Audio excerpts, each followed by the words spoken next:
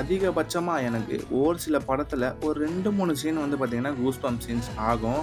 ஆனா, இந்த படத்துல கிட்டத்தட்ட எனக்கு 5 வாட்டி கூஸ் பம்ப் ஆச்சு. இருந்தும் இந்த படத்த நான் நெறைய வாட்டி பார்த்துட்டேன்.